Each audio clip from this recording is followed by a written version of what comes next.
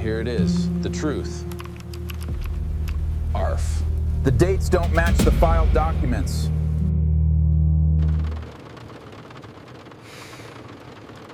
The judge looked at the man standing in the back of the courtroom and asked a question that had no honest answer short enough for a legal proceeding. Why didn't you just leave? Jax Harlan didn't answer. He couldn't, because the truth was a decade long and written in a language the court had designed specifically so men like him could never speak it fluently enough to be believed. A combat veteran with nothing left but a truck with expired plates, a German shepherd who served beside him in Helmand, and the one skill nobody ever meant to give him. He had learned to read their paperwork. And today, that changes everything. Before we continue, tell us in the comments where you're watching from today. The rain in Western Oregon in March does not arrive, it does not begin.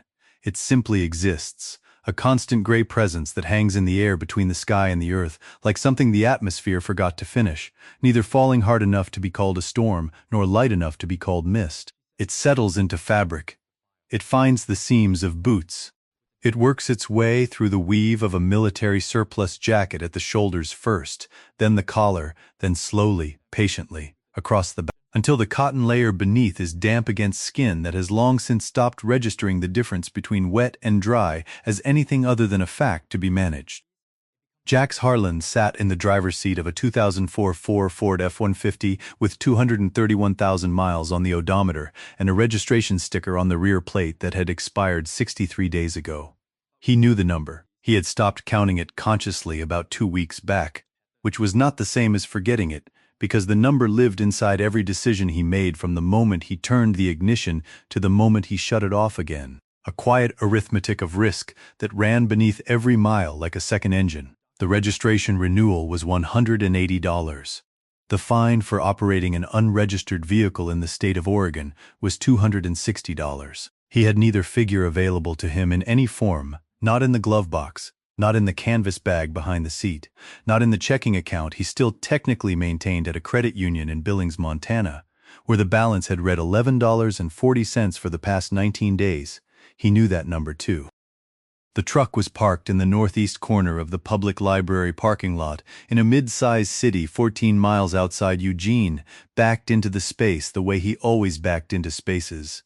The tailgate facing the low concrete wall that bordered a drainage ditch thick with blackberry bramble, the windshield facing the lot entrance and the two-lane road beyond it. He had chosen this corner 11 days ago for reasons that were partly practical and partly the kind of reasons he no longer explained to anyone because the explanations required vocabulary that belonged to a life he had lived before this one.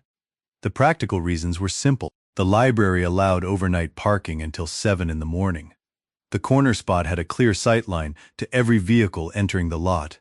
The concrete wall behind him meant nothing could approach from the rear. The drainage ditch meant the ground on that side was too soft and too overgrown for foot traffic. These calculations had taken him less than 4 seconds when he first pulled in, and he had not revisited them since, because they were not calculations in the way civilians understood calculations. They were the way his mind worked. They had been the way his mind worked for 15 years, and they would be the way his mind worked until it stopped working entirely, and he had made peace with that the way a man makes peace with the sound of his own breathing. It was simply there. Smoky lay across the passenger seat with her broad head resting on the center console, her amber eyes open, her ears rotated slightly forward in the resting surveillance posture she maintained during the hours between last light and first light. She was not asleep. She had not been asleep. Not fully, because Smoky did not sleep when Jax did not sleep, and Jax had not slept in any way that could honestly be called sleep for the better part of 5 days. What he did was close his eyes and lower his breathing and drift to the edge of something that resembled rest the way a photograph of water resembles water, and then something would find him there at the edge, some sound or sensation or shift in the air pressure inside the cab, and his eyes would open, and his hands would already be moving before his conscious mind had registered what had pulled him back. The rain was the problem.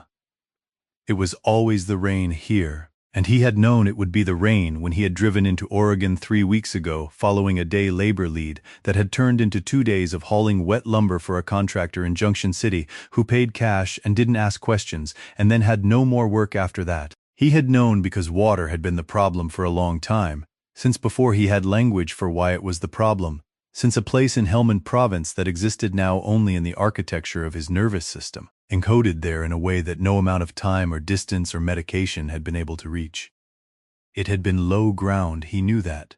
A position that should not have been held in the conditions that developed in terrain that collected runoff from elevations they could not see and channeled it through cuts in the earth that turned to streams in minutes and rivers in hours. He had been there for a duration he did not state precisely even to himself, because precision required revisiting, and revisiting was not something he did voluntarily. Water had risen, not fast. Slow the way this Oregon rain was slow, patient, indifferent, a fact of physics that did not care what was in its path or what it covered or what it filled. He had been in it, for a long time, in the dark, with sounds he would never describe because description was a form of return and return was the one mission he could not complete. The rain on the windshield of the truck in the library parking lot was not that water. He knew this with the part of his brain that knew dates and numbers and the price of truck registration in the state of Oregon. But there was another part, deeper, older, wired into the brainstem, where knowing and feeling had never been properly introduced to one another, and that part did not distinguish between rain on a windshield in Oregon and water rising in the dark in Helmand Province. That part only knew wet and cold and the sound of water finding surfaces it should not have reached and the tightening across his chest that preceded the narrowing of his vision that preceded the moment his hands would begin to shake if he did not manage it first. He managed it. He always managed it. He managed it the way he had managed everything since discharge, with a discipline that had no audience and earned no recognition and required more energy than any single engagement he had survived in uniform. He managed it by breathing in counts of 4, by grounding his hands on surfaces with texture, the steering wheel, the seam of his jacket, the coarse fur at the back of Smoky's neck, where the double coat was thickest. By naming what was real, silently, in his own mind, the way a man lost in the dark names the objects he can touch. Truck, seat, windshield, steering wheel, smoke. Smoky, who had been in that low ground with him, although he did not think about that either, because thinking about her there meant thinking about the thing that had ended her service, the wound that had taken her out of operational status and into a recovery protocol that the military had not expected her to complete and that Jax had refused to accept as final. They had been discharged within weeks of each other. Smoky with a veterinary file that documented the injury in clinical language that made it sound smaller than it was, and Jax with a DD-214 and a folder of medical records that documented his own injuries in the same clinical language that performed the same reduction. They had walked out together. That was the part he remembered clearly, because that was the part that had not required any form of return to remember. The parking lot of the transition facility, the sunlight which had been wrong somehow, too wide, too open. The kind of light that was supposed to feel like freedom and instead felt like exposure. Smoky at his left side where she had always been, his hand on her harness. The world ahead of them, civilian, sprawling, fundamentally unserious in ways he could no longer compute, stretching out in every direction with no perimeter and no orders and no one waiting to tell them where to go next. He had gone where work was, then where cheaper rent was, then where a truck could park without being towed.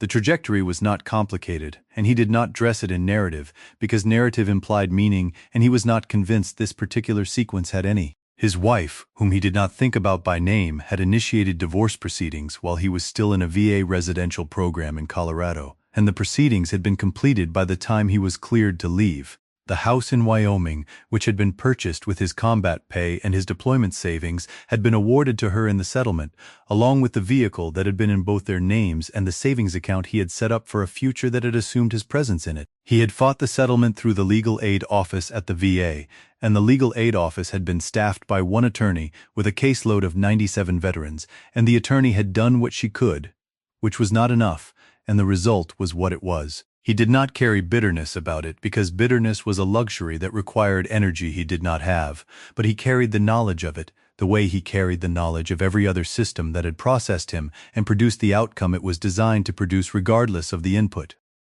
His family, that was a shorter inventory.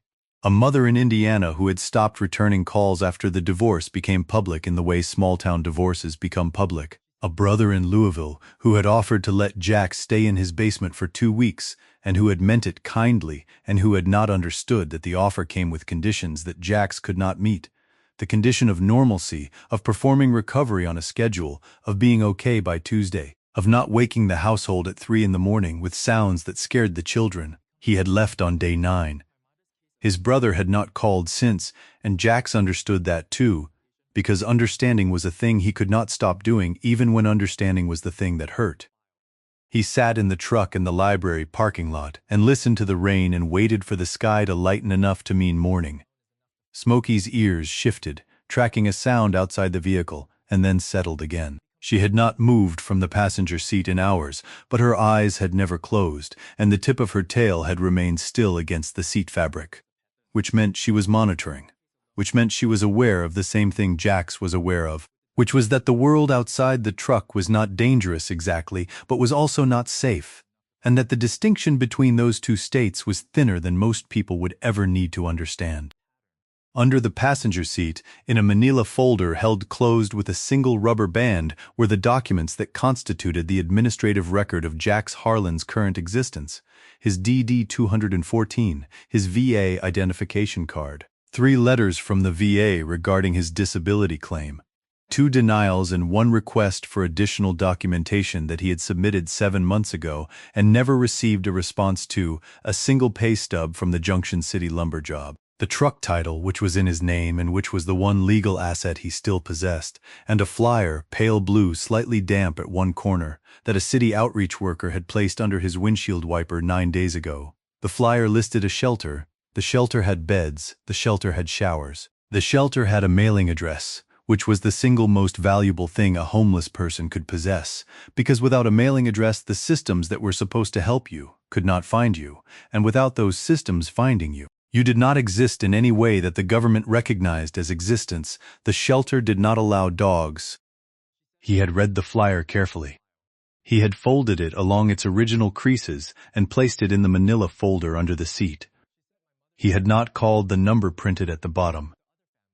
Smoky shifted on the passenger seat and placed her chin on the center console, her amber eyes level with Jax's hand where it rested on the steering wheel. She exhaled once, long and slow, and the warmth of her breath touched his scarred knuckles, and for a moment the rain on the windshield was just rain on a windshield, and the truck was just a truck, and the gray light gathering in the east was just the ordinary beginning of another ordinary Tuesday in March, in a state where it rained without stopping, and a man could sit in a parking lot with a dog who had saved his life more times than either of them had counted and feel, for exactly one breath, like the world had not yet finished deciding what to do with him. Then the breath passed, and the light shifted, and the day began. The library opened at 9. Jax knew this the way he knew every operational detail of the environment he had occupied for 11 days, not because he had memorized it, but because his mind cataloged these things automatically, without permission, without effort, the way a machine runs the program it was built to run regardless of whether anyone is watching the output. The doors at 9, the computers available by 9:15, after the system boot sequence that the morning librarian initiated from the front desk. The restrooms accessible from the east hallway, which was closer to his preferred workstation and required passing only 1 staff member instead of 2.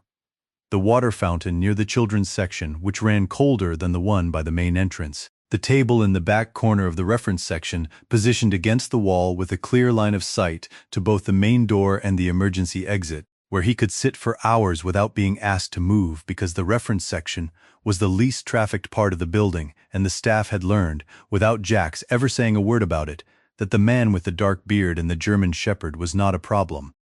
They had learned this because Smoky had taught them. She had taught them the way she taught everyone, which was by being so precisely, so quietly, so unmistakably disciplined that the question of whether a dog should be in the library answered itself within minutes of her entering it. She walked at Jax's left heel. She did not pull. She did not sniff at the shelves or the carpet or the bags of other patrons. She did not make a sound. She lay beneath whatever table Jax chose, and she stayed there, invisible, a 70-pound presence that registered on no one's awareness unless she chose to make herself known, and she never chose to make herself known without reason. On the third day, the morning librarian, a woman in her 50s with reading glasses on a beaded chain and a quiet efficiency that Jax respected instinctively, had placed a small ceramic bowl of water on the floor beside the reference table without saying anything. And Jax had looked at her, and she had looked at him, and neither of them had spoken, and that had been the entire negotiation. He was at the computer by 9:12 on this particular Tuesday, logged into one of the 4 public terminals with the 30-minute session timer already counting in the corner of the screen. He used the time efficiently.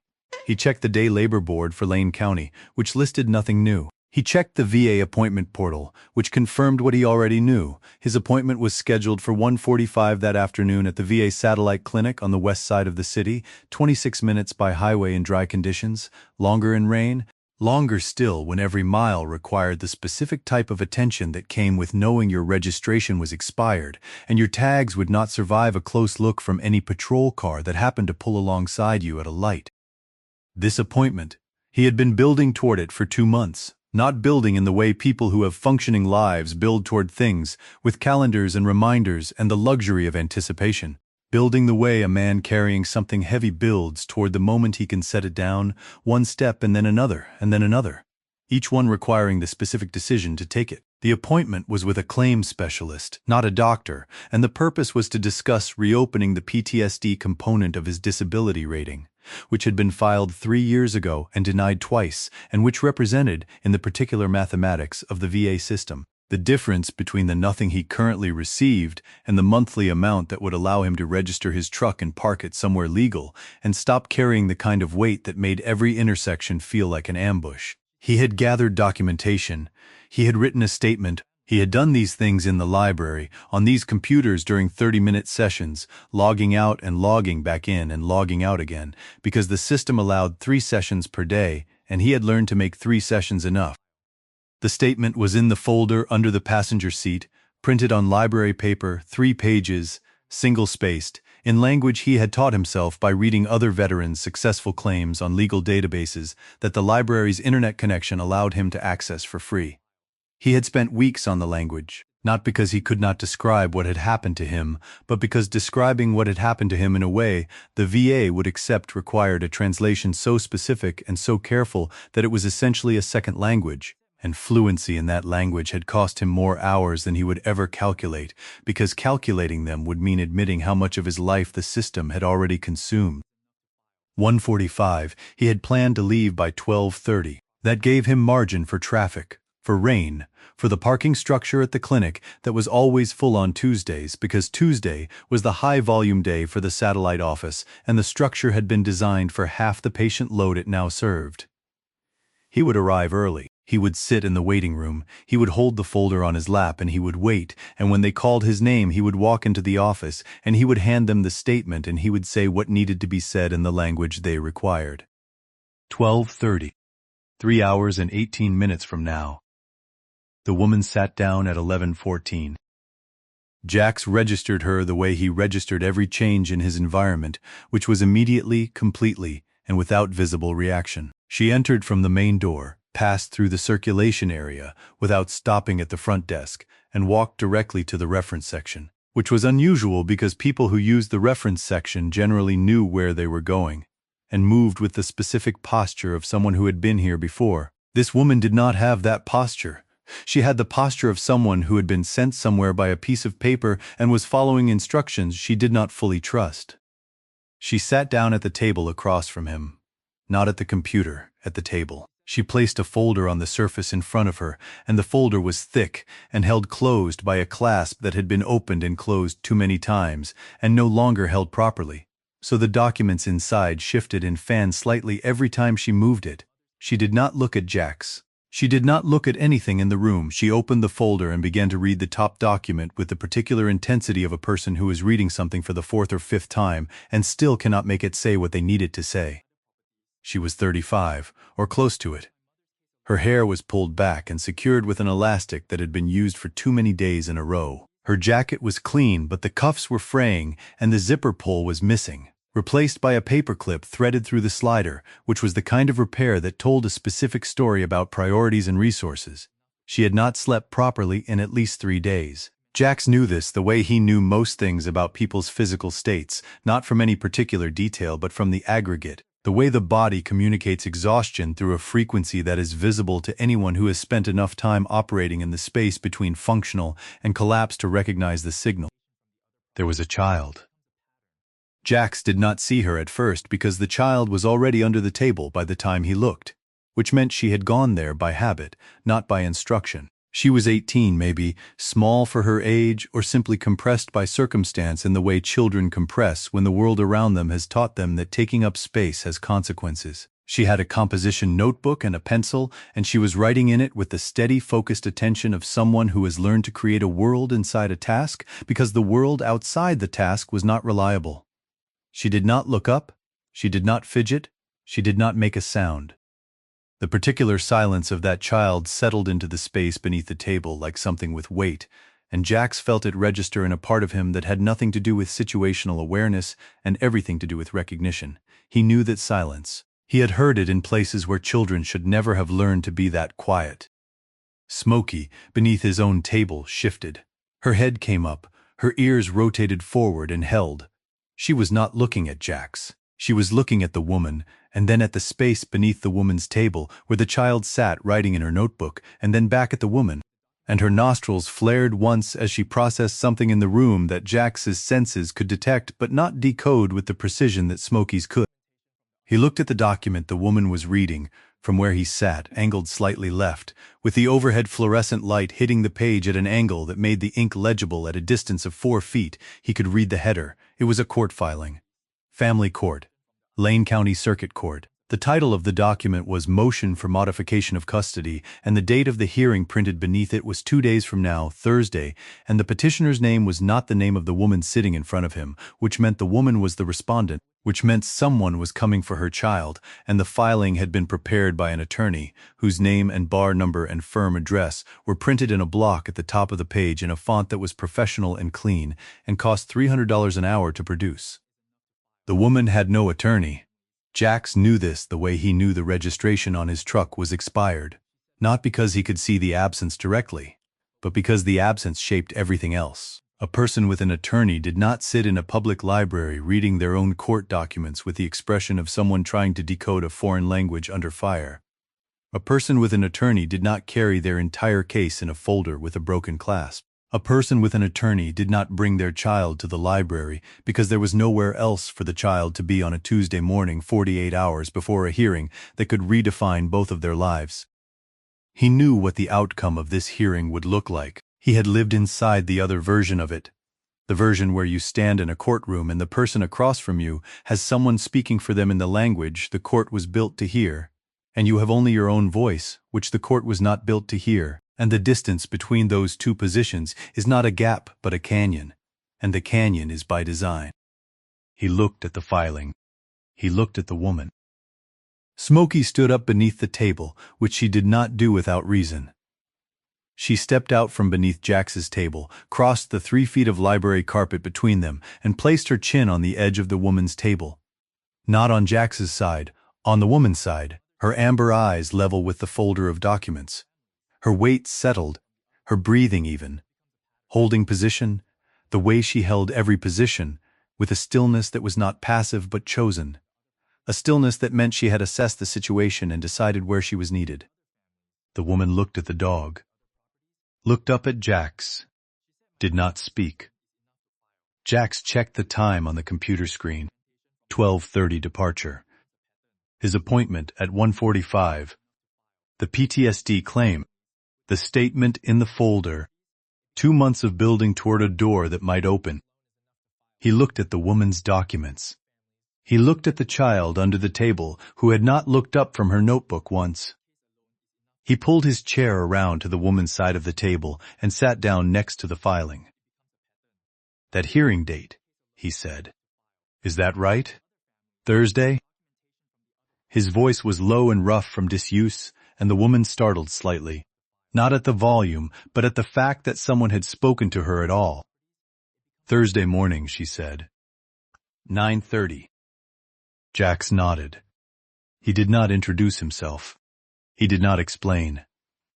He placed one scarred hand flat on the table beside the document and leaned forward to read the first paragraph. "All right," he said. And that single word, spoken in a quiet library on a Tuesday in March in Western Oregon, was the sound of a man choosing someone else's emergency over his own. Smoky settled onto the floor beside the woman's chair, tucked her front paws beneath her chest, and exhaled once. She had completed her assessment. She was where she was supposed to be. 12:30 came and went. The filing was 11 pages. Jax read it the way he read everything the legal system produced, which was slowly, with the specific attention of a man who had learned through repetition and loss that every word in a court document existed for a reason, and that the reason was never to inform the person being acted upon. The reason was to construct a version of reality that the court would accept as reality, and the distance between that construction and the truth was where people like the woman sitting next to him were destroyed. The petitioner was listed as Kevin Arthur Marsh. The respondent was listed as Dana Marie Marsh. The minor child was listed as LRM, initials only, which was standard in family court filings involving children, and the initials were printed in a font identical to every other word on the page, the same size, the same weight, as if the child whose life was being restructured by this document was simply another data point in a process that had been designed to process data points and nothing else. The motion had been filed by an attorney named Roland Keyes, of Keyes and Bridger Family Law, and Jax noted the firm name and the address, which was in downtown Eugene, and the fact that the motion was formatted with a precision and a density that told him this was not the first motion this firm had filed, and it would not be the last, and the cost of this precision was a number that existed in a universe Dana could not access. The grounds for modification were listed in a section titled Basis for Requested Change, and Jax read each one with the flat, clinical attention he had once given to operations briefings in rooms where the information being presented would determine who lived and who did not. Ground 1. Respondent's employment had been terminated approximately 4 months prior. No new employment had been secured. Ground 2. Respondent had vacated the marital residence and had subsequently changed addresses twice in a 4-month period, constituting residential instability. Ground 3. Respondent had failed to maintain the minor child in a consistent educational environment, as evidenced by one school transfer during the period in question. Ground 4. Respondent had demonstrated a pattern of instability that was inconsistent with the best interests of the minor child.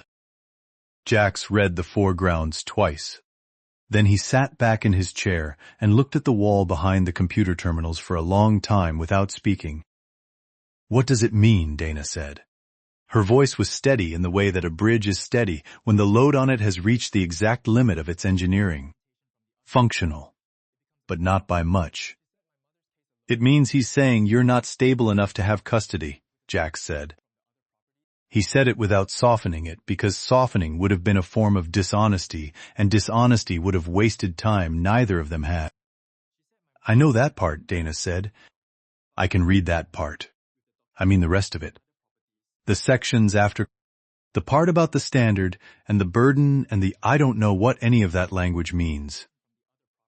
Jax turned to page 4, the legal standard section. He had read this language before, in different documents, in different states, applied to different people, and each time the language was the same because the language was not designed to be different. It was designed to be a wall, and walls do not vary because variation would create gaps, and gaps were what people like Dana might slip through if the wall was not maintained.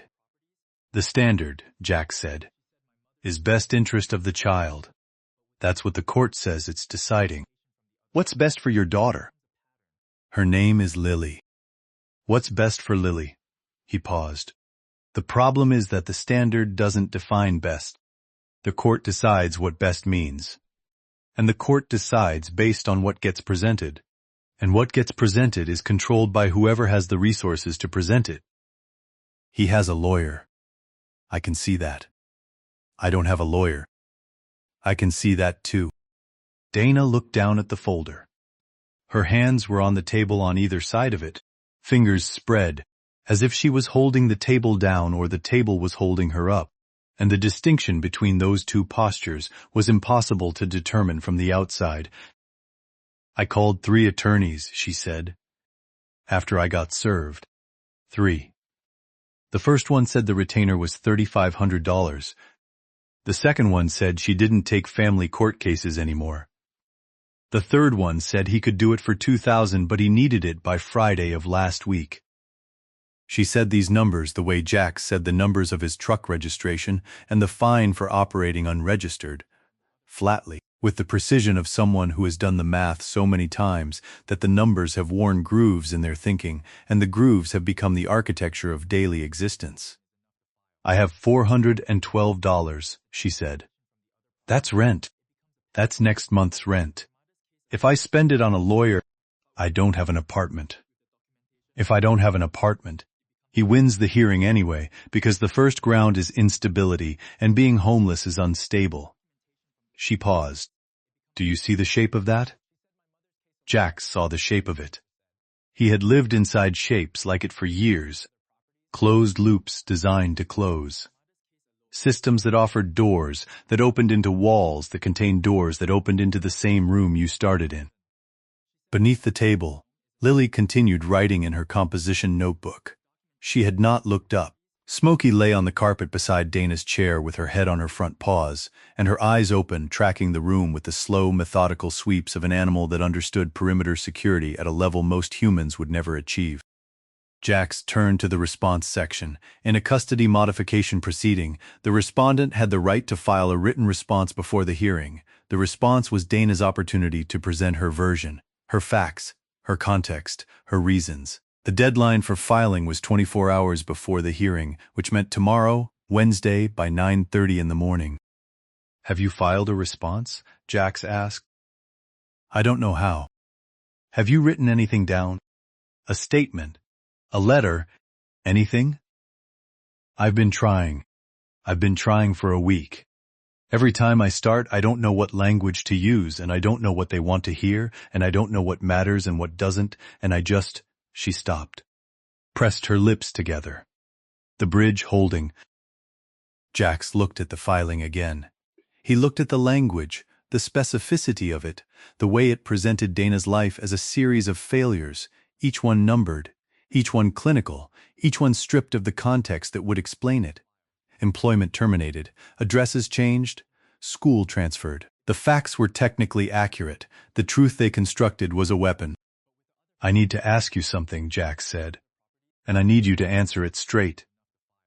"Okay. Is any of this wrong?" "The facts. Did you lose your job?" "Yes." "Did you move twice?" "Yes." "Did Lily change schools?" "Yes. Once, when we moved the second time." "So the facts are right." "The facts are right. But the facts aren't the whole." "I know," Jax said. "The facts are right and the story is wrong. That's how this works. That's how it always works." He said it without bitterness, without emphasis, without anything that could be mistaken for performance. He said it as a man who had sat in rooms where facts that were technically accurate had been assembled into narratives that bore no resemblance to the lives they described, and who had learned that the assembly was the weapon, not the facts themselves. The library was quiet around the mid-morning on a Tuesday in March. 2 other patrons at the computer terminals, both wearing headphones, both in their own worlds.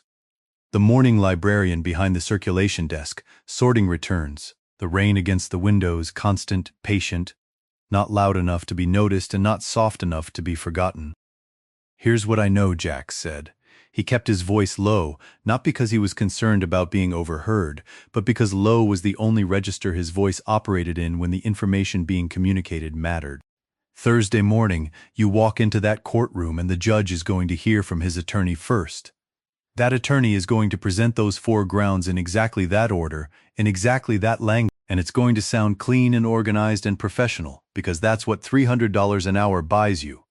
Then the judge is going to ask you to respond, and if you don't have something on paper, something filed, something that speaks in the same language that attorney is speaking, the judge is going to hear a story from one side and silence from the other. And courts don't rule in favor of silence." Dana stared at the documents. Her jaw was set in a way that Jax recognized. It was not anger. It was the musculature of a person holding themselves together through sheer structural effort, the bones and muscles of the face performing the work that the emotions behind them could not be trusted to perform. "You know how to write that?" she said. Not a question. She had watched him read the filing. She had watched his eyes move across the language with the fluency of someone who lived inside it, and she had understood what that fluency meant without needing it explained. "I know how court filings read," Jax said. "I know what language they respond to. I know what structure they expect." "How?" He was quiet for a moment. Smoky's tail moved once against the carpet, a single slow sweep, and then was still. "Because I've been on your side of this," he said, "and I lost." The words landed in the space between them and stayed there. Dana did not ask him to elaborate. She did not tilt her head or furrow her brow or perform any of the social gestures that people typically used to invite further disclosure. She simply looked at him, and in that look was the recognition of one person who has been processed by a system seeing another person who has been processed by the same system. And the recognition required no further language, because the language of that recognition was older than courts and filings and the machinery of legal destruction. "I can help you write a response," Jax said. "I can't represent you. I'm not a lawyer. But I can help you put what happened into language the court will have to read. That's not nothing." "That's not nothing," Dana repeated, quietly, and the way she said it carried the weight of a woman who had been told by 3 attorneys and 1 legal system and 1 ex-husband that her voice, by itself, without $3,000 of professional translation, was exactly nothing. Jax checked the time on the computer terminal. 1:11. His appointment was in 34 minutes. The clinic was 26 minutes away in dry conditions. The conditions were not dry. The conditions had not been dry for 11 days. He looked at the screen. He looked at Dana. He looked at the filing. The appointment he had built toward for 2 months. The statement in the folder under the passenger seat. The PTSD claim. The door that might open. He closed the browser window. "Start from the beginning," he said. "Tell me what happened." "Everything." "In order?" The clock on the computer screen read 1:12. At 1:45, in a building across the city, a claims specialist would call the name Jax Harlan into an empty hallway, and the hallway would absorb the sound of it the way hallways in government buildings absorb all sounds, completely and without echo, and no one would answer. And after a suitable interval, the specialist would note the missed appointment in the system, and the system would generate a rescheduling window of 6 to 8 weeks, and the window would be one more number in the quiet arithmetic of a life that ran on numbers that never quite added up. Jax did not think about this. He was reading Dana's documents, and for the first time in longer than he could accurately measure, the language that the system had forced him to learn was pointed at something other than his own survival. Smoky lay on the library carpet with her chin on her paws and her amber eyes on the child beneath the table, holding her position, steady, present, waiting for the next thing that would need her in a room where everything was about to need something. They worked through the afternoon. Jax sat beside Dana at the reference table and listened to her speak about her life in the flat, careful tone of a person who has learned that emotion is not an asset in the systems that will determine her future. And he took notes on a yellow legal pad he had asked the morning librarian for, and she had provided without question, pulling it from a drawer behind the circulation desk and handing it to him with a pen that had the library's name printed on the side in faded blue ink. Dana spoke and Jax wrote. He did not write what she said. He wrote what the court would need to hear, which was a different thing, a translation that required stripping the human experience of its texture and reassembling it in a structure the legal system recognized as valid employment history. Dates of residence, reasons for each transition, financial documentation, the name and enrollment records of Lily's school, the specific, clinical, verifiable facts of a life that had been dismantled by forces the filing did not acknowledge, and the court would not ask about unless someone forced the question into the record. By 3 o'clock, Jax had 4 pages of notes and a structure for the response. By 3:30, he was at the computer terminal, typing.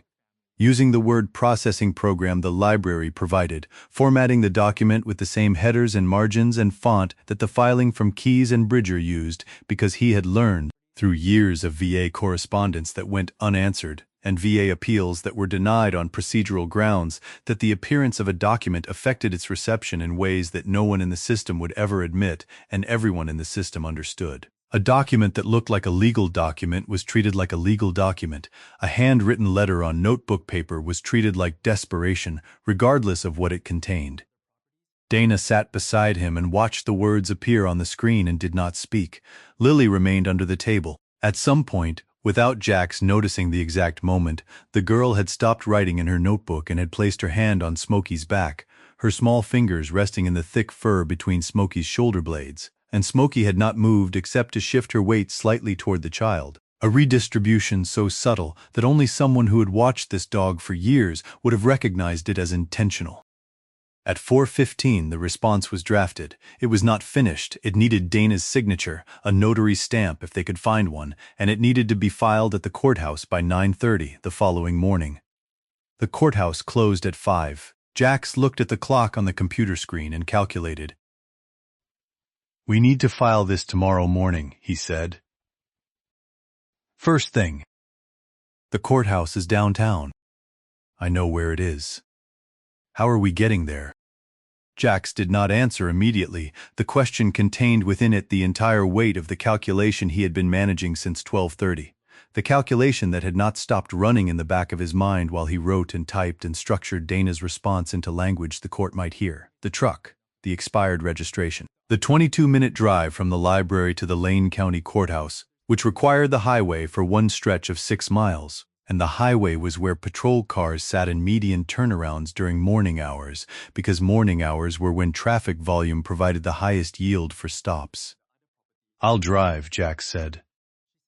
They agreed to meet at the library at 7:30. Dana gathered her folder and her daughter and left through the main entrance into the rain that had not stopped and would not stop, and Jax watched her cross the parking lot to a sedan that was 10 years old and needed brake work. He could tell from the way it rocked forward when she stopped. And then they were gone, and the library was closing, and Jax was alone with Smoky in the reference section, and the fluorescent lights were buzzing with the frequency that institutional lighting always buzzed with, a frequency that most people never heard, because most people had not spent enough consecutive hours under institutional lighting to learn its particular voice. He saved the document to a USB drive he kept in the front pocket of his canvas backpack. He logged off the computer. He walked to the exit, and Smoky walked at his left heel, her nails clicking softly on the linoleum, and he pushed through the glass doors into the wet air and the parking lot and the gray light that was not yet dark but was no longer afternoon. He sat in the truck for a long time. The missed appointment was not a thought. It was a presence. It occupied space inside his chest, the way a stone occupies space at the bottom of a river, settled and permanent and affecting the current of everything that moved around it. 6 to 8 weeks. He had been building toward that appointment for 2 months, and now the 2 months were behind him, and the 6 to 8 weeks were ahead of him, and between those two durations was this day, this Tuesday in March, and everything he had spent the day doing, instead of the one thing he had planned to do. He did not regret it. Regret was a calculation that required comparing two outcomes, and he did not have both outcomes available for comparison. He had the one he had chosen, and the one he had not chosen, and the one he had not chosen existed now only as an absence. And absences were not things he spent time measuring because he had too many of them, and measuring them all would be a full-time occupation that paid nothing. But the weight of it was there, and the weight of it was heavy, and the weight of it sat on top of the other weights he carried. The registration, the $11 in billings, the flyer for the shelter that didn't take dogs, the rain, the damp, the sleep that was not sleep, and the cumulative mass of all of it pressed down on him in the driver's seat of the truck, in the parking lot of the library as the last light bled out of the Oregon sky, and the street lamps in the lot flickered on with a sodium hum that was slightly different from the fluorescent hum inside, but not different enough. Smoky was in the passenger seat. She was watching him.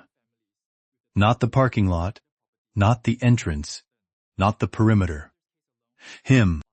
Her amber eyes fixed on the side of his face, with the particular stillness she adopted when the thing she was monitoring was not external. He closed his eyes. The water came immediately. It always came when he closed his eyes, and the rain was present, and the fatigue had crossed the threshold where his discipline could no longer hold the door completely shut. It came not as a memory in the way civilians understood memory, not as a scene that played behind his eyelids like footage from a film, but as a sensation, a full-body immersion in a state his nervous system had recorded at a depth below conscious retrieval and stored there like an unexploded device that required only the right combination of inputs to activate. The inputs were water, cold, enclosed space, fatigue, the absence of light. The cab of the truck was all five. It began in his hands.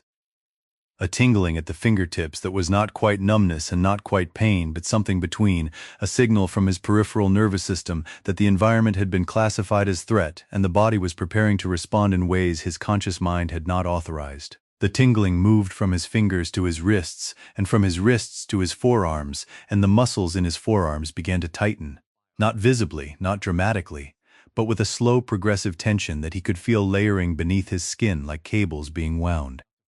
His breathing changed, not fast, shallow, the depth of each inhale decreasing by a fraction that was imperceptible from outside, but that he tracked internally the way a pilot tracks altitude loss, because the rate of decrease was diagnostic and the diagnosis determined the response. Shallow was stage 1. Shallow and rapid was stage 2. Shallow and rapid with visual narrowing was stage 3. And stage 3 was the place he could not afford to reach, because stage 3 was where the discipline failed, and the body took over, and the body's response to what it believed was happening bore no relationship to the truck, or the parking lot, or the state of Oregon, or any fact that existed in the present tense. He was at stage 1, moving toward stage 2. The water in Helmand had been cold, not the dramatic cold of ice or snow, not the kind of cold that announces itself, but the patient cold of groundwater that has never seen sunlight, water that has moved through rock and soil for years and arrives at the surface at a temperature that is simply lower than the human body can sustain indefinitely and does not care about this fact. It had risen through the floor of the position, through the sandbags that were supposed to hold it, through the gear and the equipment and the clothing and the boots, until it reached skin, and skin was where the memory was stored. Not in his mind, but in the nerve endings of his shins and his thighs and his lower back where the water had sat for hours, patient, indifferent, present. His hands were shaking, both of them, the left more than the right. He gripped the steering wheel and the shaking transferred into the wheel, and he could feel it vibrating under his palms, and the vibration was a fact he could name, and naming facts was the technique, the only technique that had ever worked consistently, the naming of what was real, what was here, what was now spoken silently in the absolute privacy of his own mind, because this was not a thing he shared with anyone, not counselors, not intake workers, not the claims specialist he would now not see for 6 to 8 weeks, not anyone. Truck. Steering wheel. Vanel. Cold. The smell of dog. The smell of damp canvas. The sound of rain on metal. The sodium light from the parking lot lamp casting an orange-yellow wash across the dashboard.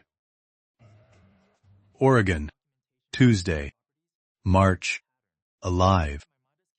Smoky moved. She did not make a sound. She rose from the passenger seat and crossed the center console and placed her front paws on his left thigh and pressed her chest against his forearm and pushed her head beneath his chin, her skull fitting into the hollow of his throat with the precision of an action she had performed hundreds of times in vehicles and in rooms and in darkness and in places that no longer existed on any map Jax would ever look at again. Her weight settled against him. 68 pounds of muscle and bone and fur and warmth, and the specific gravity of another living creature who had been in the same water, in the same dark, in the same cold, and who had come back from it with the same scars and the same silence, and the same inability to explain any of it to anyone who had not been there.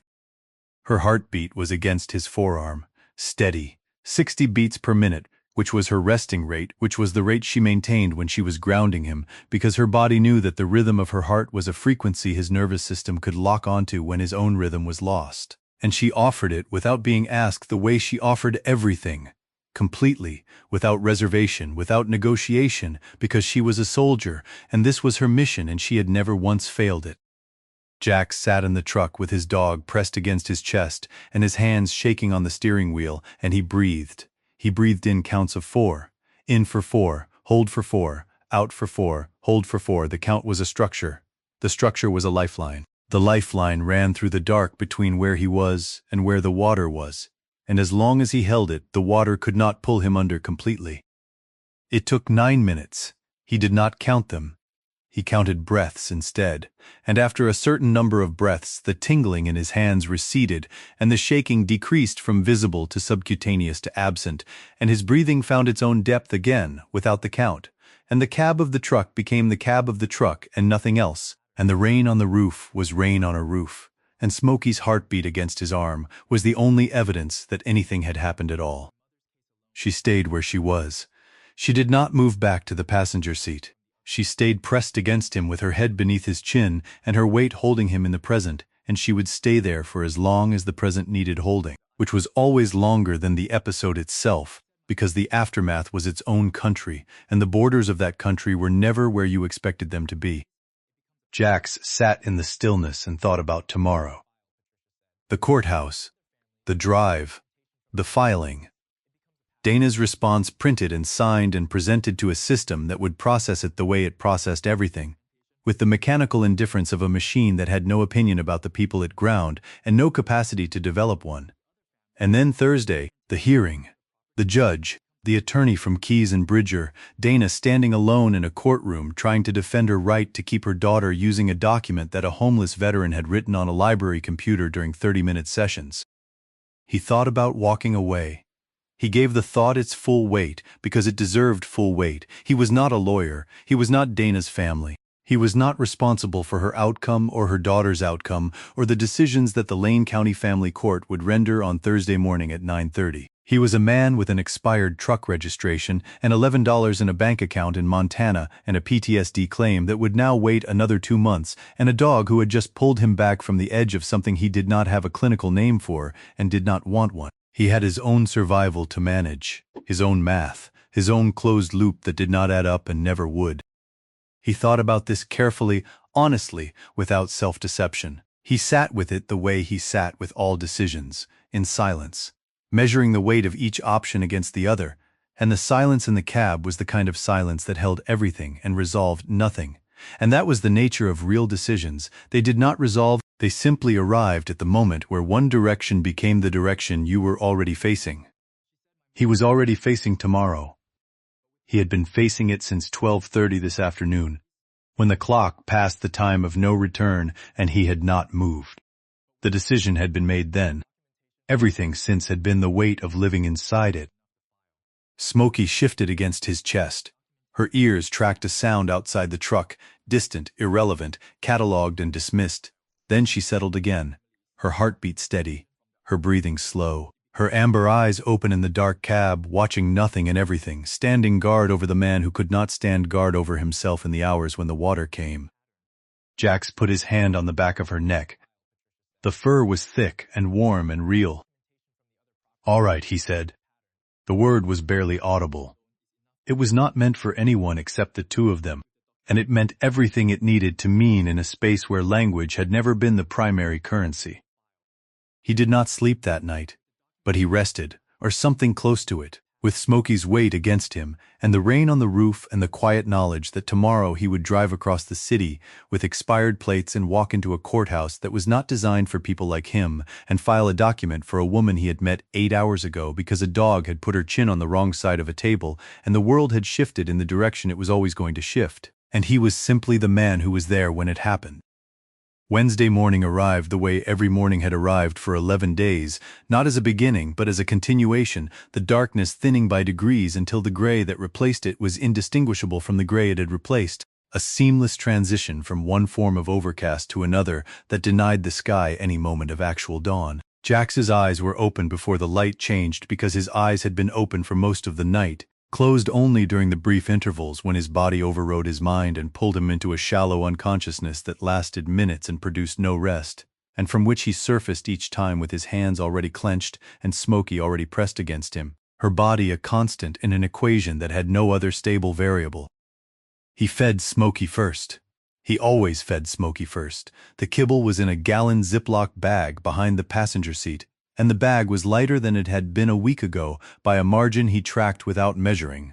The way he tracked all diminishing resources, by weight and by feel, and by the quiet calculation of how many days remained before the resource was gone, and the next problem began. He poured a portion into the collapsible bowl he kept in the side pocket of his canvas backpack and set it on the passenger side floorboard, and Smoky ate with the controlled, unhurried pace she had maintained since her first day of training, never rushing, never leaving food, consuming what was given with the discipline of an animal who understood scarcity at a level that was not instinct but education. He did not eat. There was food in the truck, a sleeve of saltine crackers and a jar of peanut butter with approximately 3 servings remaining, and he would eat later or he would not, and either outcome was manageable because hunger was a sensation he had long since reclassified from urgent to ambient. It existed. He noted it. He continued. By 6:45 he had walked Smoky along the drainage ditch behind the parking lot, the blackberry bramble thick and wet on both sides, and the ground soft enough to take impressions that filled with water as soon as his boots left them. Smoky moved through the wet brush without hesitation, her coat shedding the moisture the way it was designed to, the dense undercoat repelling what the outer guard hairs channeled away, and she completed her routine and returned to his side, and they walked back to the truck in a silence that was not empty but full. The particular silence of two beings who have shared enough mornings that the morning itself has become a language. He started the engine at 7:10. The truck turned over on the second attempt, which was better than some mornings and worse than others, and the engine settled into its idle with a vibration he could feel through the seat and the steering wheel and the floorboard beneath his boots, a mechanical heartbeat that was rougher than it should have been because the truck needed work he could not afford in the same way it needed registration he could not afford. And the hierarchy of these needs was a list he did not write down because writing it down would make it a document, and documents were things that could be used against you. Dana was waiting at 7:28. She was standing outside the library entrance, which was still locked, with Lily beside her. Lily was wearing a backpack that was too large for her frame, a purple backpack with a zipper pull that was a small stuffed animal, a cat or a bear. Jax could not tell from the truck, and the backpack hung low on her shoulders in a way that made her look even smaller than she was. Dana had the folder. She was holding it against her chest with both arms, the way a person holds something they cannot afford to drop. Jax pulled the truck to the curb. Smoky was in the passenger seat, upright, her ears forward, tracking the two figures outside the library with an attention that was different from her usual perimeter surveillance. It was specific, direct. She had cataloged Dana and Lily into whatever internal taxonomy she maintained for the humans in her operational environment, and the category she had placed them in was one that required monitoring of a different kind.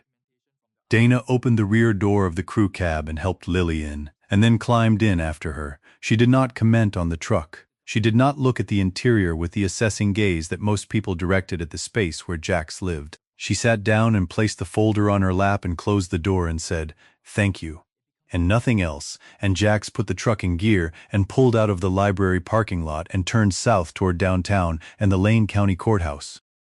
The drive was 22 minutes. Jax drove it the way he drove every mile on expired registration, with a heightened awareness that sat on top of his baseline, heightened awareness like a second skin, scanning mirrors, monitoring speed, maintaining the precise flow of traffic so that the truck was neither faster nor slower than any vehicle around it, because deviation attracted attention, and attention was the thing he could not afford.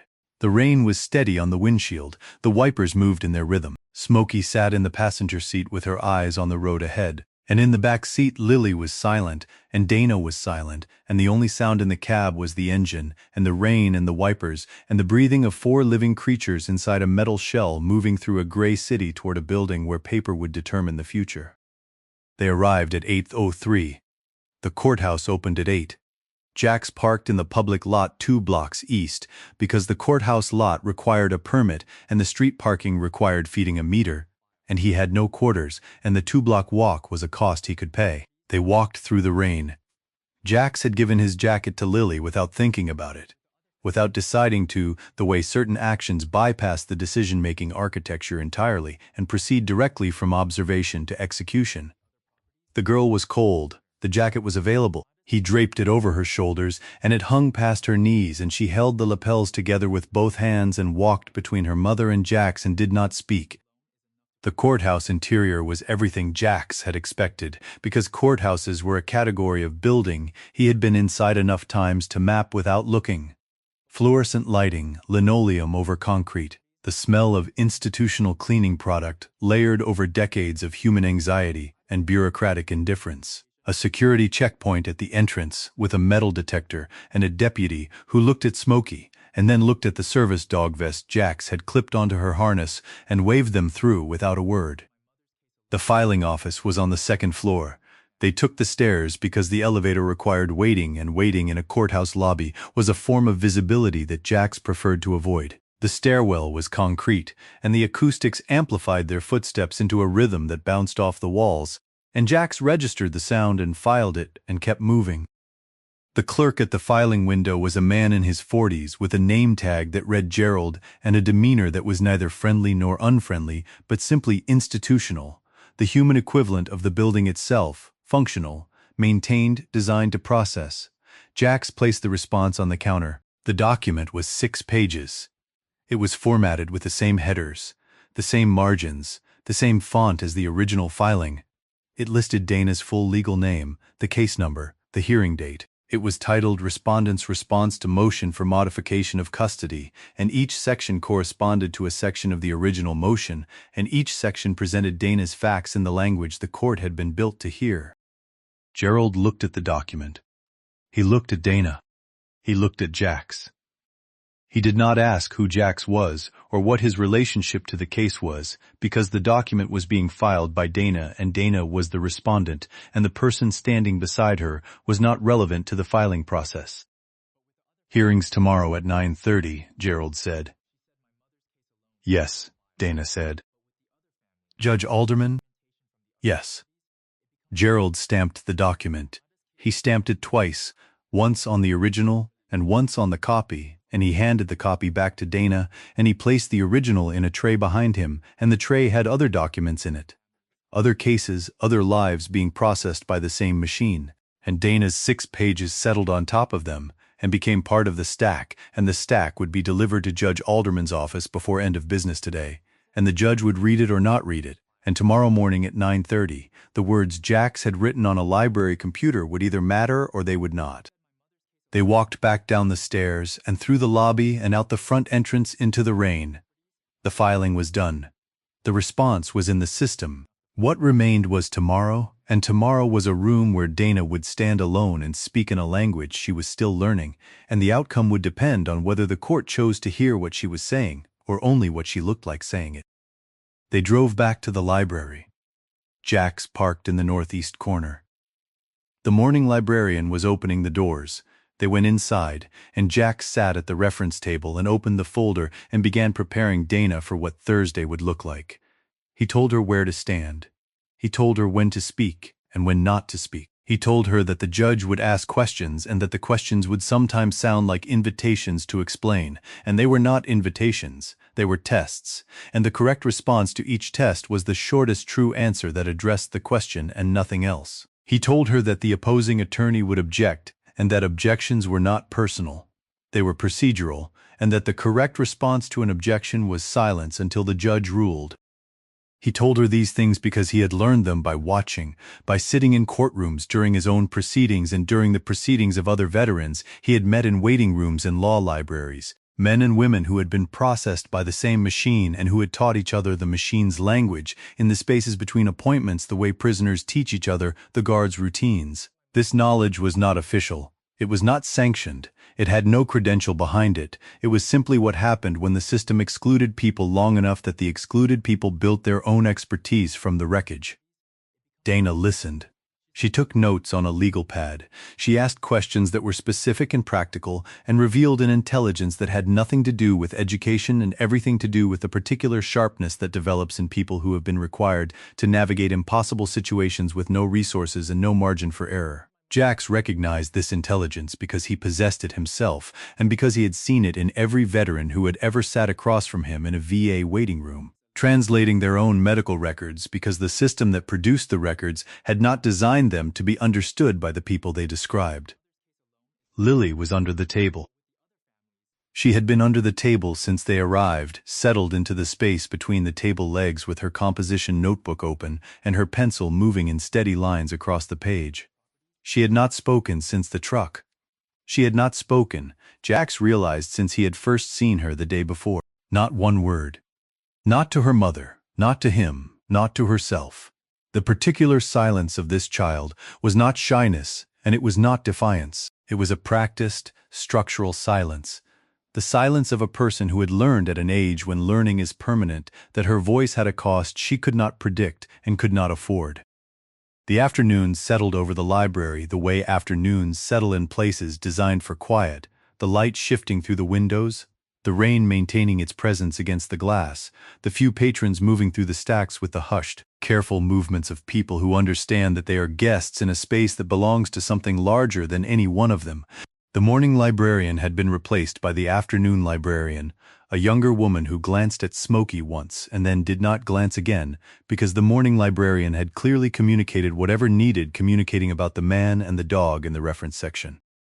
By 4 o'clock, Jax had walked Dana through the hearing 3 times. He had played the role of the judge and the role of the opposing attorney and the role of the clerk, and each time Dana's answers had become shorter and more precise and more rooted in the language of the document they had filed. And each time Jax had felt the particular satisfaction of watching someone learn the weapon that had been used against them and begin to hold it with competence.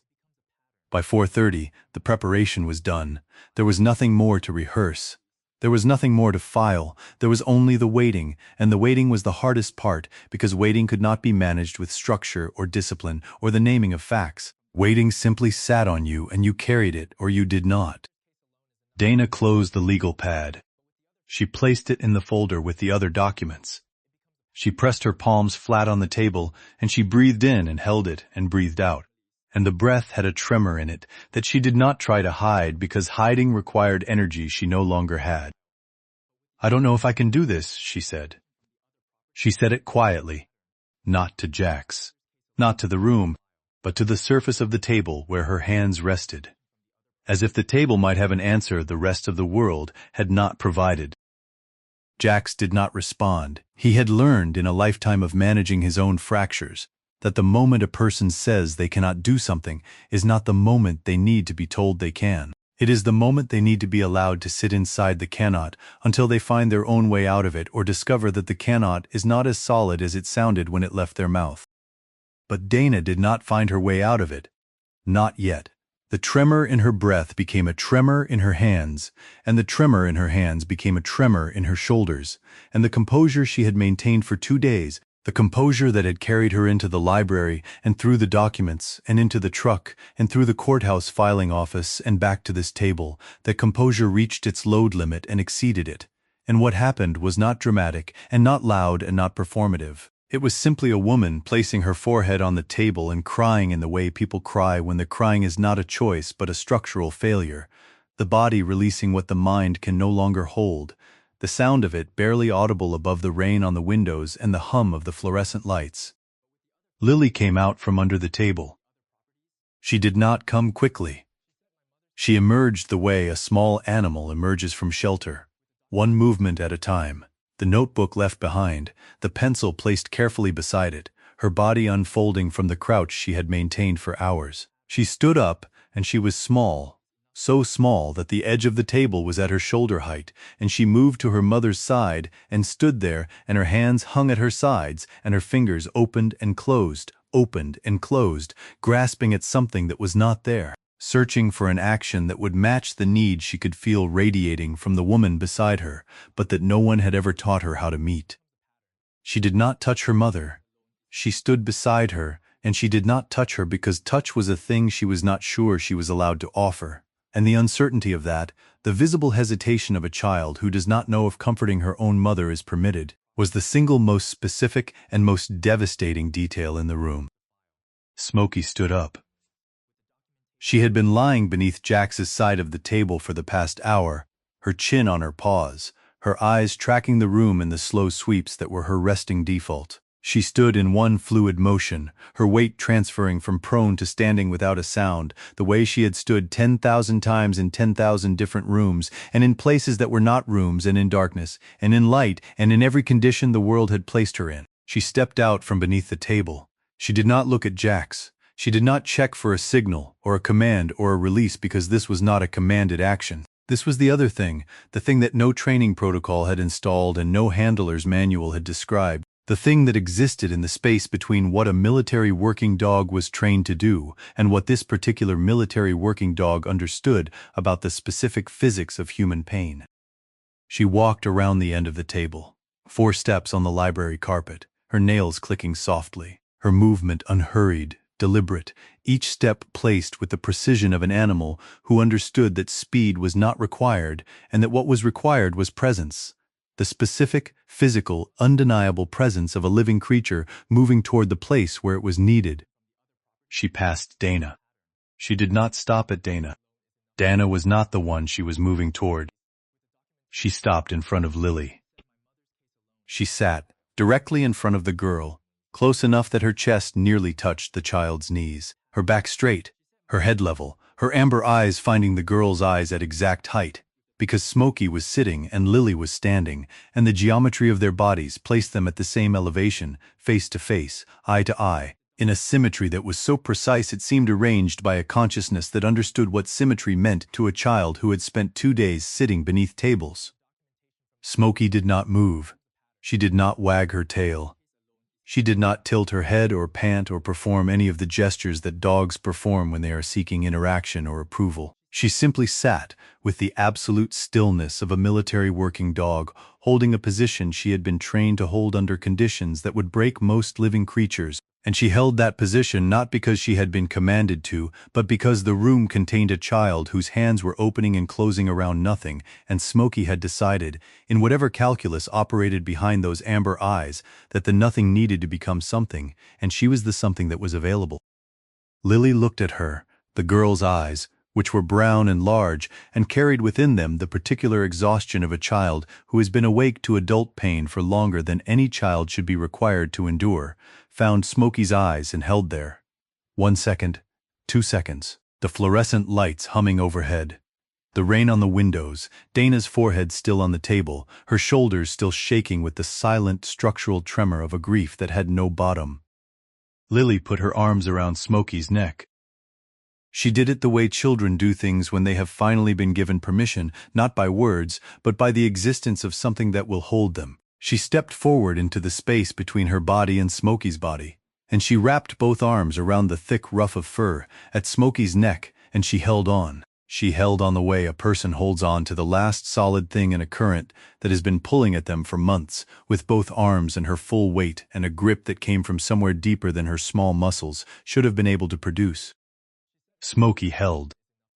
She did not shift her weight, she did not adjust her footing. She absorbed the girl's grip, and the girl's weight, and the girl's need with a stillness that was not passive but structural, a load-bearing stillness, the kind of stillness that bridges and foundations and the earth itself provide, not by doing anything, but by being exactly what they are in the place where they are needed. Her amber eyes remained open, looking over the girl's shoulder at nothing in particular, and her breathing remained even, and her heartbeat, pressed now against the girl's thin chest, maintained the same steady 60 beats per minute that it had maintained against Jax's forearm the night before in the truck, when the water had come. The girl did not make a sound. She pressed her face into Smoky's fur, and she held on and she breathed, and her breathing, which had been shallow and rapid and barely visible, began to slow, and the slowing was not dramatic and not sudden, but it was real. A child's respiratory system responding to the presence of something warm and steady and alive that was not going to move, that was not going to leave, that was going to hold this position for as long as the position needed holding, because that was what this dog did. That was what this dog had always done, in every theater and every darkness, and every room where the weight of what was happening exceeded what the humans in it could carry alone. Dana lifted her head from the table. She turned and she saw her daughter holding on to a German shepherd in the middle of the reference section of a public library on a Wednesday afternoon in March. And what crossed her face was not a single emotion but a sequence, each one arriving and departing in the space of a breath. She saw her daughter being held. She saw her daughter allowing herself to be held. She saw in the stillness of the dog and the grip of the child the specific evidence of something she had been unable to provide, not because she was unwilling, but because she was empty. Because the last 4 months had drained her of everything except the refusal to stop. And the refusal to stop was not the same as the ability to give, and the difference between those two things was the distance her daughter had been living inside. Something in Dana reorganized, not healed, not resolved, reorganized, the way a structure reorganizes after a load shift, the weight redistributing, the stress moving from the points that were failing to the points that could still bear it. She watched her daughter and the dog for a long moment, and her breathing steadied, and her hands stopped trembling, and she reached for the folder on the table, and she picked up the document, and she opened it. "Okay," she said. Her voice was rough and raw, and it cracked on the single syllable, and she did not care that it cracked. "Start from the top. What does this actually say?" Jax looked at her. He looked at the document in her hands. He looked at the woman who had been face down on the table 60 seconds ago and who was now sitting upright with a court filing open in front of her and asking him to explain it again from the beginning. Not because she had not understood the first time, but because understanding was not a thing you did once. Understanding was a thing you rebuilt every time the ground shifted, and the ground had shifted and she was rebuilding. He recognized this. He recognized it the way soldiers recognize things in each other that civilians cannot see. The imperceptible shift from breaking to choosing. The moment the spine straightens not because the pain has decreased, but because the decision has been made to carry it standing. "Page 1, Jax said. Section 1. Basis for requested change." And he started again from the top, and Dana followed every word. And Lily held on to Smoky on the library floor with her face buried in the fur of a dog who had been trained for war and was performing. In this quiet room, in this gray city, in this unending rain, the most important mission of her life. They worked until the library closed. Jax went through the response one final time, page by page, and Dana followed, and by the time the afternoon librarian announced the 15-minute closing warning over the intercom, Dana could recite the structure of her own case with the precision of someone who has been tested on material that determines whether they live or die. It was not confidence. Jax did not mistake it for confidence. It was competence, which was different and more durable. Because confidence could be shaken by a judge's tone or an attorney's objection, but competence lived in the bones and did not care about tone. Lily had eventually released Smoky. Not abruptly, not because she was ready, but because the library was closing and the lights were being adjusted, and the small sounds of a building preparing to empty itself had reached whatever threshold her internal monitoring system recognized as time to return to normal operating posture. She had unwrapped her arms and stepped back and looked at Smoky, and Smoky had looked at her, and neither of them had moved for a moment, and then Lily had gone back under the table and retrieved her notebook and her pencil and placed them in her backpack, and the transaction was complete. No words, no acknowledgement, just the quiet return to the positions they occupied in a world that required them to be smaller than they were. Jax drove them to Dana's apartment. It was a second-floor unit in a complex off-river road, the kind of complex that had been built in the 1980s and maintained since then with the minimum investment required to keep it legally habitable. The siding was weathered. The parking lot had potholes that held rainwater in pools deep enough to reflect the streetlights. The stairwell smelled of mildew and carpet adhesive and the particular staleness of enclosed spaces that had been breathed in by too many people for too many years, but it was an apartment. It had a door that locked. It had Dana's name on a lease that was current, which meant it was a thing the court could point to and call stable, and stability was the currency of the hearing tomorrow, and Dana had just enough of it to hold. He told her to sleep.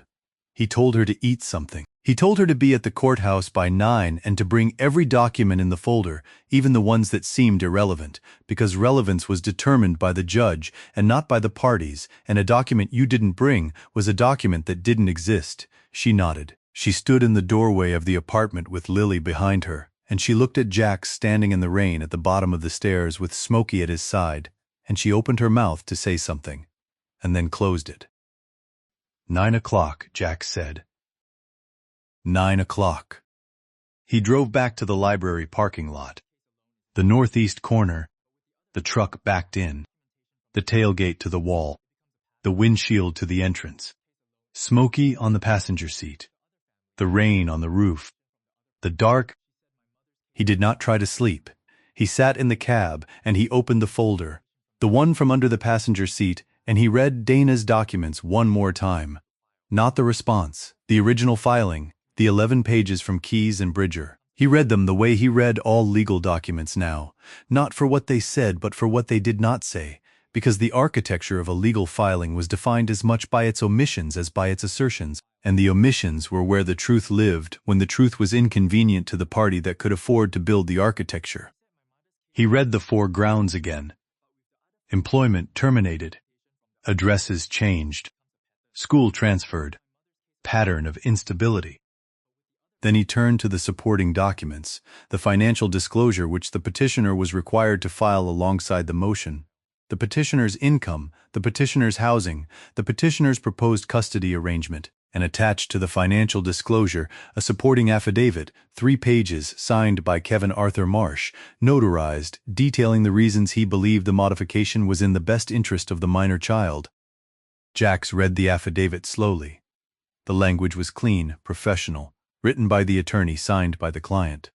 It described Dana's recent instability in the same clinical terms as the motion. It listed the job loss, the moves, the school change. It cited the impact on the child's routine, the child's education, the child's need for consistency. It was, as a document, precisely calibrated to present a set of facts that told one story and to exclude every fact that would tell another. But Jax had spent years reading documents that were designed to exclude.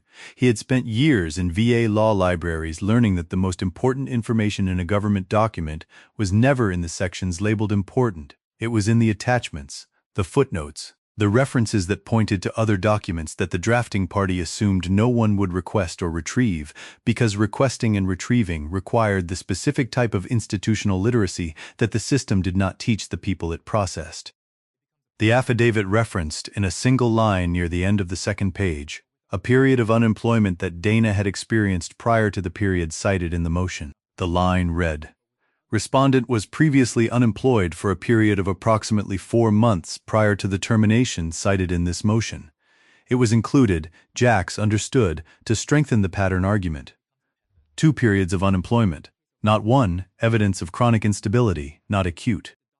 But the line did not explain the first period of unemployment. It did not say why Dana had been out of work for 4 months before losing the job she subsequently held. It simply cited the fact. Bare. Numbered. Clinical. The way all weapons are clinical when they are designed by professionals. Jax looked at the line for a long time. Then he reached for the rest of Dana's folder, not the legal documents. The other papers, the ones she had brought with her to the library on Tuesday, the ones that had been sliding around in the broken clasp folder, the ones she had not organized because organization required a clarity she did not currently possess. He had not read all of them. He had read the court filing and the response deadline and the financial requirements, and he had built the response from those, because those were the urgent documents and urgency had governed every decision for the past 2 days. Now he read the others. There were pay stubs from a home health agency in Springfield. Dates from the previous year, ending 7 months ago. There was a termination letter, form generated, citing failure to meet attendance requirements. There was a certificate of completion from a state-certified caregiving course. There was an obituary, printed on standard copy paper, the ink slightly faded, folded twice. The obituary was for a man named Thomas Andrew Winslow. Age 47. Veteran of the United States Army. Served 2 tours. Survived by his sister, Dana Marie Marsh, and his niece, Lily. Jax read the obituary once. He read it again. He placed it on the dashboard where the sodium light from the parking lot lamp caught the ink and made the words legible in the dark cab. Thomas Andrew Winslow had died of liver failure. The obituary did not use the term service-connected. The obituary did not mention Agent Orange. The obituary said he died after a prolonged illness, and that he was loved, and that he would be missed by his family and by the men and women he served with. And the language was the language of obituaries everywhere. Gentle, insufficient, a document designed to contain a life in a space too small to hold it. But Jax knew. He knew the way veterans know things about other veterans' deaths, not from the words that are printed but from the words that are missing. Liver failure, at 47, 2 tours, the specific geography of the service dates, which overlapped with the specific geography of the exposure zones that the VA had spent decades denying, and then partially acknowledging and then burying in a claims process so complex that the men and women who had been exposed often died before the process produced a determination. Agent Orange. Herbicide exposure. The decade of denials. Dana had been his caregiver. The pay stubs from the Home Health Agency, the caregiving certificate. She had been employed to take care of other people's family members, and then her own family member had gotten sick, and she had used the skills she was paid to provide for strangers to keep her brother alive, and the keeping him alive had consumed 4 months, and the 4 months had consumed her job and her apartment and her stability and everything the court was now calling a pattern of instability. The first period of unemployment referenced in the affidavit. The 4 months she had not been unemployed. She had been keeping a veteran alive while the VA processed his claim at the speed the VA processed all claims, which was the speed of an institution that had calculated, whether consciously or not, that a certain percentage of claimants would die before the process concluded, and that this percentage was an acceptable variable in the equation. He had died, and after he died, Dana had gone back to work. And then she had lost that job too, because grief does not operate on a schedule that employment policies recognize, and the cascade from that second loss had produced the moves, the school transfer, the instability that was now being presented in a courtroom as evidence that she was unfit to raise the child who had sat under a library table for 2 days without speaking. Jax sat in the truck with the obituary on the dashboard, and the filing in his lap and the rain on the roof, and he did not move for a long time. The system. The same system, the machine that had processed him and discarded him, had processed Dana's brother and killed him slowly over a decade of denials, and the killing had radiated outward the way all killing radiates outward, not stopping at the body of the person it destroyed but continuing through the family, through the sister who stayed, through the niece who learned to be silent, through the apartment that was lost, and the job that was lost, and the stability that was lost, until the destruction reached a courtroom, where an attorney who understood exactly what had happened was using the wreckage as a weapon. He thought about this for a long time. He sat with it the way he sat with everything that mattered. In silence, in the dark, with Smoky's breathing beside him and the rain filling the spaces between his thoughts. He thought about his own claim, the PTSD component, the statement in the folder, the language he had spent weeks crafting to meet the requirements of a system that had been designed to make meeting its requirements as difficult as possible. He thought about Thomas Andrew Winslow, who had spent a decade trying to meet those same requirements and had died before the system finished deciding whether his body was worth acknowledging. He thought about Dana, standing in a courtroom tomorrow morning, speaking in a language she had learned in 2 days from a man she had met by accident in a library. The facts of her life arranged on a page in a format the court would accept. The one fact that mattered most, the reason for everything, the brother, the veteran, the death, the grief absent from the response because Jax had not known about it when he wrote the document. He pulled out the yellow legal pad from behind the seat, the pen from the library with the faded blue ink. He turned to a clean page, and in the cab of the truck, by the sodium light of a parking lot lamp in western Oregon at 11:40 at night in the rain, he wrote a timeline. 1 page, plain language, no editorializing, no adjectives that a judge could dismiss as emotional. No appeals to sympathy, because sympathy was a currency that courts claimed to value and consistently devalued when it was presented by people who could not afford to present it. He wrote the dates: March of the previous year, Thomas Winslow diagnosed with liver failure, service-connected, VA claim pending. April through July, Dana Marsh provides full-time care for her brother while maintaining employment at Home Health Agency. August, Thomas Winslow dies. September, Dana returns to work.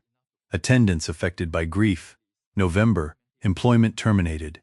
December, first move, smaller apartment, reduced rent. January, second move, closer to Lily's school after bus route change. February, custody modification filed. 1 page. 12 lines. Each line a fact, each fact connected to the one before it, and the one after it like vertebrae in a spine, and the spine, when you read it from top to bottom, told a story that was so different from the story in the attorney's filing that the two documents might have been describing different people in different cities in different years. The timeline did not argue, it did not plead, it did not ask the court to feel anything. It simply placed the facts in order, and let the order speak, because order was a language the court understood. And this particular order said something the court could not unhear. The instability was grief, and the grief was service-connected. And the service was the same service the flag in the courtroom was supposed to represent. Jax looked at the page. He read it 3 times. He checked every date against the documents in Dana's folder. He changed nothing because there was nothing to change. The truth, when arranged in chronological order without decoration, was the most powerful document he had ever written, and he had written it on a legal pad in a truck in a parking lot, because that was where the system had put him, and the system had not anticipated that the place where it put him would be the place where he learned to use its own tools against it. He folded the page and placed it in the folder. He did not sleep. But at some point in the hours between midnight and dawn, with Smoky pressed against his side and the rain maintaining its vigil on the roof, the weight in his chest shifted. Not lifted, shifted. The way weight shifts when you have been carrying it in one position for so long that the redistribution feels like relief even though the total mass has not changed. Thursday came. The courthouse at 9, the hallway outside courtroom 3, Dana in the same jacket with the paperclip zipper pull, the folder held against her chest, Lily beside her, backpack on, silent. Jax handed Dana the timeline. She read it. She read it again. She looked up at him and her eyes were wet, and her jaw was set, and she did not speak, because speaking would have broken the jaw, and the jaw was the only thing holding her face together. "Give this to the judge when he asks about the employment," Jax said. "Don't explain it. Let him read it. The dates do the work." She nodded. The courtroom was smaller than Jax expected, which was often the case with family courts, because family courts process the most consequential decisions in the smallest rooms, as if the architecture itself was designed to minimize the importance of what happened inside. A bench, 2 tables, a clerk, the flag, Judge Alderman, who was a man in his 60s with reading glasses and a manner that was neither warm nor cold but calibrated. The demeanor of a person who had heard 10,000 versions of the same story and had learned to listen for the structure beneath the words, rather than the words themselves. The attorney from Keyes and Bridger was already seated. Roland Keyes, mid-50s, dark suit. The specific posture of a man who was comfortable in this room because this room was designed for men like him. Dana sat at the respondent's table. Lily sat in the gallery with Jax. Smoky lay at Jax's feet beneath the bench, invisible, silent, her chin on her paws, her amber eyes open. The hearing lasted 47 minutes. The attorney presented the 4 grounds. He presented them cleanly, professionally, in the language the court was built to receive. Employment, instability, the child's need for consistency. He did not raise his voice. He did not need to. The machinery was doing the work for him. The facts, as he had arranged them, told the story he had been paid to tell, and the story was airtight if you accepted the premise that facts without context constituted truth. Dana spoke when the judge asked her to speak. She spoke in short sentences. She addressed each ground. She used the language Jax had given her, not because it was natural to her, but because she had learned it the way all people learn languages of survival, quickly, imperfectly, with enough fluency to be understood by the people who controlled the outcome. Then Judge Alderman asked about the employment gap. The first one. The 4 months. "Ms. Marsh," he said. "The record indicates a prior period of unemployment. Can you speak to that?" Dana placed the timeline on the table. She slid it toward the bench. The clerk picked it up and handed it to the judge. Alderman put on his reading glasses and read. The courtroom was silent. Keyes looked at the document from his table, seeing it for the first time, and his expression did not change, but his posture adjusted by a degree that only someone trained to read bodies in hostile environments would have detected. Alderman read the timeline twice. He removed his glasses. He looked at Dana. "Your brother was a veteran," he said. "Yes, Your Honor." "And the period of unemployment was related to his care. I was his caregiver for the last 4 months of his life. He had liver failure. Service connected." The judge was quiet. He looked at the timeline again. He looked at the original filing. He looked at the gap between the two documents, and the gap was the size of a human life and the grief it left behind, and the gap had been deliberately, professionally, and expensively omitted from the record the court had been asked to rely upon. The ruling was not a victory. Judge Alderman ordered a 90-day review. The modification was not granted. Custody was not changed. Dana would keep Lily for the next 90 days while the court reviewed the full record, including the timeline, including the context the original motion had chosen not to provide. 90 days. Not a win. A stay.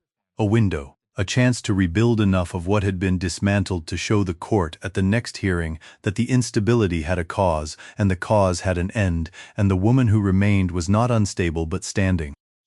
In the parking lot after the hearing, Dana cried. She stood beside her car in the rain and she cried, and the crying was not relief, and it was not sadness, and it was not any single thing that could be named with a single word. It was the release of a pressure that had been building for months, the pressure of carrying a dead brother and a living daughter and a system that had turned the weight of the first into a weapon against the second.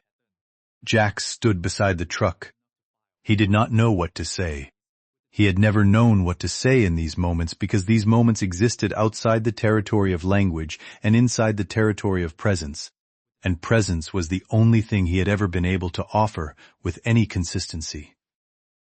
Smoky walked to Dana. She pressed her shoulder against Dana's leg and leaned, transferring weight, grounding, the same action she had performed against Jax 1,000 times. The simple physics of one body telling another body that it was not alone by making sure the other body could feel the proof. 90 days is enough time to change what they're looking at, Jax said. He did not know if that was true. There was no calculation that could confirm it and no precedent in his experience that guaranteed it. He said it because it was the truest available thing, and in a life defined by the absence of certainty, the truest available thing was the best currency he possessed. Dana looked at him.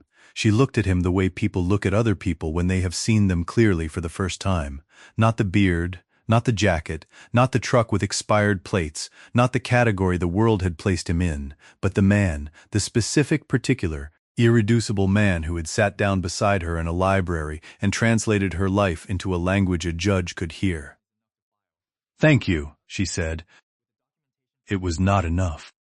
They both knew it was not enough.